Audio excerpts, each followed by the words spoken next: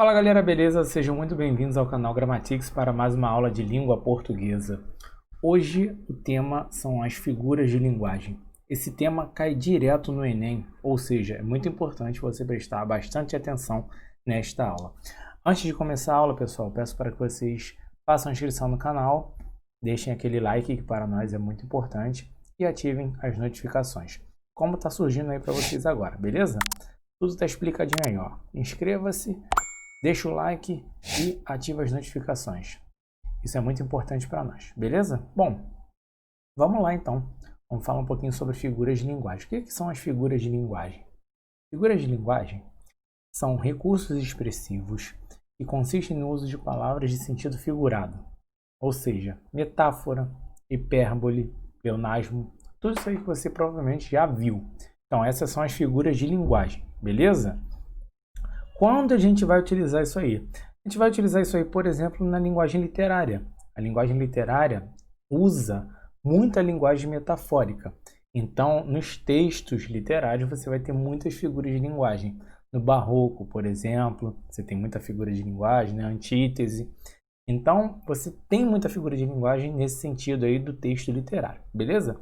Claro que não é só no texto literário. Você pode ter figura de linguagem, por exemplo, metáfora, no texto jornalístico, uma capa de jornal, para chamar a atenção do leitor, para brincar, fazer uma ironia, beleza? Então, figura de linguagem pode aparecer ali também, embora não seja tão comum quanto num texto literário. Tranquilo? Vamos lá.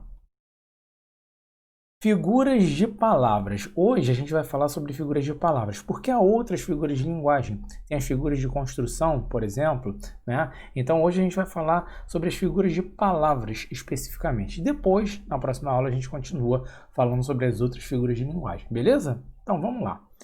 Quais são as figuras de palavras que a gente tem aí? Nós temos a comparação, a metáfora, a metonímia, a catacrese, a sinestesia e a perífrase. Essas são as figuras de palavras que nós temos aí dentro do assunto figuras de linguagem, beleza? Vamos lá então. A primeira delas é a comparação. O que é a comparação? A comparação é a figura de linguagem que aproxima os seres por sua semelhança. Ela vai utilizar aí alguns conectivos comparativos, por exemplo, como, tal qual, que nem, para aproximar dos seres. Eu posso dar o seguinte exemplo: você é tão bela quanto a flor da manhã, ou como a flor da manhã. Ou seja, eu estou fazendo uma comparação. Eu estou usando um conectivo comparativo, o como, beleza? Você é tão bela como a flor da manhã. Tem que ficar muito atento, porque a comparação muitas vezes se confunde com a metáfora. Mas a gente vai falar sobre essa diferença daqui a pouquinho, tá bom? Então, o exemplo que eu coloquei: Luísa é bonita como uma noite de luar. Repara que eu não estou afirmando que Luísa é uma noite de luar. Estou afirmando que ela é bonita como uma noite de luar. Olha aí o conectivo comparativo, o como. Então, estou fazendo uma aproximação entre Luísa e uma noite de luar, comparando suas belezas. Então, essa é a comparação, beleza? Eu poderia usar ali um que nem. Luísa é bonita que nem uma noite de luar, tranquilamente, tá? Então, você usa conectivos comparativos na comparação. Vamos lá, vamos para a próxima. A próxima é a metáfora. Também é um tipo de comparação. Só que a metáfora é uma forma de comparação implícita, ou seja, está comparando, mas você não tem conectivos comparativos ali, explicitados, ou seja, não está claro aquilo ali, mas é um tipo de comparação também, tá?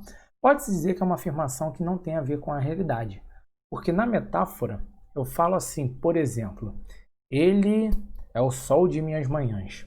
Evidentemente, ninguém pode ser o sol, só o próprio sol, né? Então, quando eu falo ele é o sol das minhas manhãs, estou fazendo aí um elogio à pessoa, dizendo que ele traz luz, ele traz vida à minha vida, enfim.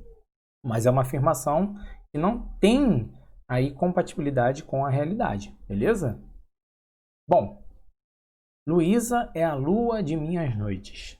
Esse é o exemplo que eu estou dando aí. Luísa é a lua de minhas noites. Evidentemente, a Luísa não é a Lua, porque ela é uma pessoa. Ela não pode ser a Lua. É uma afirmação impossível. Não é compatível com a realidade isso aí. Então, essa é a metáfora. Eu estou comparando a Luísa com a Lua de minhas noites. só que não tem um conectivo comparativo explícito ali, ou seja, ele não está ali claro, mas é um tipo de comparação, tá? E é uma afirmação que é incompatível com a realidade. Luísa não pode ser a lua, ninguém pode ser a lua. Então, Luísa e a lua de minhas noites é um caso de metáfora, beleza, gente? Uma afirmação que não é compatível com a realidade e um tipo de comparação implícita. Vamos lá para o próximo. Próximo caso aí, catacrese. A catacrese, ela é um empréstimo. Figura de linguagem que representa um empréstimo. Empréstimo de quê? Você vai usar um termo, tá? Para designar algum objeto ou coisa, só que esse termo é emprestado. Vou dar aqui alguns exemplos. O pé da mesa quebrou. Mesa tem pé ou nós temos pé? Nós temos pés, né? Agora, mesa tem pé?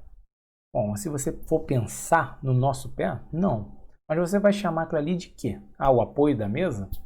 Ou seja, se convencionou utilizar a palavra pé para designar aquela parte que apoia a mesa. O pé da mesa. Esse é um empréstimo, ou seja, pés para designar uma parte do nosso corpo. A gente usa essa palavra para designar uma parte do nosso corpo, mas também usamos para designar ali o apoio da mesa, o pé da mesa. Comprei alguns dentes de alho. Nós temos dentes. Os animais têm dentes. Mas o alho tem dente? Bom, tecnicamente, se você pensar nos nossos dentes, não. Mas se convencionou usar dentes de alho para aquelas partes que você vai tirando da cabeça do alho. Beleza? Então, isso aí é a catacrese. Quando você pega um termo, tá? Emprestado para designar aí alguns objetos, algumas coisas. Tranquilo? Facinho. Modo de identificar a catacrese, não é difícil, tá bom? Vamos ao próximo. Metonímia. O que é metonímia? A metonímia consiste na substituição de uma palavra por outra em razão de haver entre elas uma relação de proximidade. Vamos ver aqui o exemplo. Não esfregue a pele com bombril. Bombril é uma marca específica. Uma marca de quê? De esponja de aço. Agora, você está lá usando na sua cozinha aquela esponja de aço. Você fala, vou usar esponja de aço ou vou usar bombril? É muito provável que você diga, vou usar bombril. Mas pode ser de outra marca. Você vai continuar falando bombril. Por quê? Bombril se convencionou chamar qualquer esponja de aço de bombril. Uma marca muito famosa, consagrada no mercado. Então se convenciona chamar aquilo ali de bombril, embora possa ser outra esponja de aço. A mesma coisa, você está lá bebendo um refrigerante e é preto, tem gás, enfim. Você vai chamar aquilo ali de quê se você não souber a marca? Coca-Cola. É outro exemplo aí de metonímia, tá? É uma marca, tá, que você vai colocar aí para designar vários refrigerantes ou várias esponjas de aço que você não sabe se aquilo ali é bombril ou não é, se Coca-Cola não é, mas a marca virou referência. Outro exemplo, cotonete. Cotonete é a marca. Qual é o nome daquilo ali? Haste de plástico flexível com algodão nas pontas. Isso é o nome daquilo ali, tá? Para você limpar o ouvido, enfim, vai limpar aí as partes do seu corpo. Esse é o nome, haste de plástico flexível com algodão nas pontas. E aí você chama de cotonete. Outro exemplo, tenho 100 cabeças de gado, a parte pelo todo. Você não tem só as cabeças de gado, né? A não ser que você seja um louco, um caçador que matou 100 cabeças, tem 100 cabeças na sua casa. Não é esse o caso. Quando você fala que tem 100 cabeças de gado, você tem o gado inteiro. Você tem 100 bois lá na sua fazenda. Ou seja, você está usando uma parte, que são as cabeças, para representar um todo. Esse é outro exemplo de metonímia. Beleza? Vamos lá. E o próximo caso aí, pessoal, é da sinestesia. O que é sinestesia? Sinestesia significa sentir junto. E esse sentir junto tem a ver com nossos sentidos.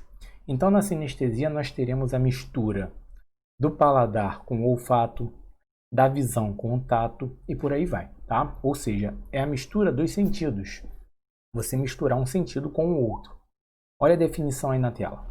A sinestesia consiste na atribuição de sensações a órgãos de sentidos distintos, Exemplos.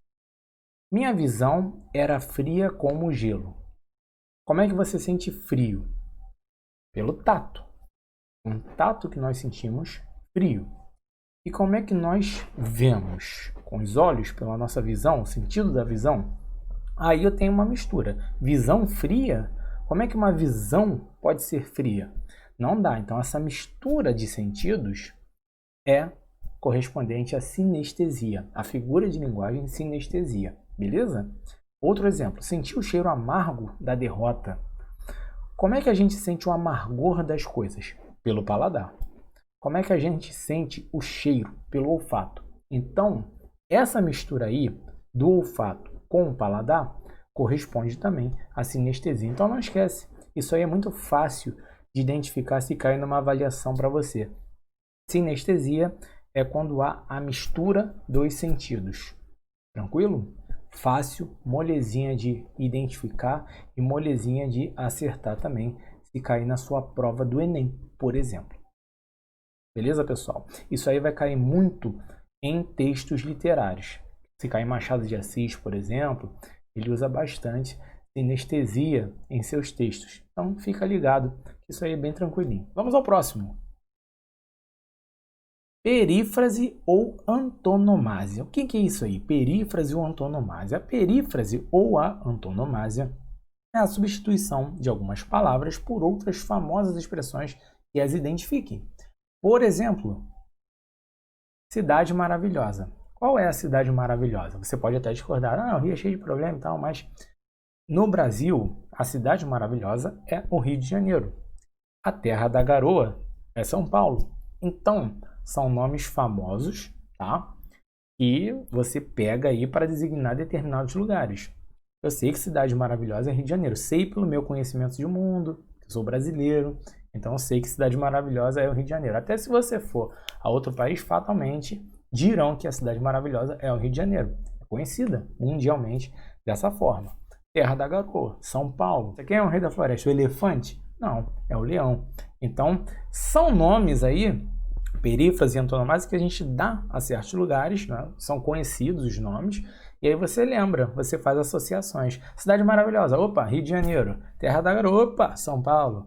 Rei da leão, rei da floresta, perdão, o leão. Então você está usando aí alguns nomes que remetem a animais ou a cidades, por exemplo. Pode ser a pessoas, enfim. Você tem aí a perífrase ou antonomásia. Tranquilo? Muito fácil de identificar, né? Muito fácil de acertar também se cair numa avaliação para vocês. Tranquilo, gente? Bom, é isso, pessoal. A aula de hoje está terminando. Eu peço para que vocês façam a inscrição no canal. A inscrição de vocês é muito importante. Deixem o like, tá? E ativem as notificações. Porque aí, quando tiver vídeo novo aqui no canal, vocês ficarão sabendo rapidamente. Lembrando que os vídeos do Grammatics sempre são postados às quintas-feiras, às 18 horas, beleza? Toda quinta-feira, às 18 horas, tem vídeo novo aqui no Grammatics. E aí você não pode perder e não pode ficar sem esse conhecimento que é fundamental para o seu crescimento, que é a língua portuguesa. Um abraço, gente. Até a próxima quinta. Tchau, tchau.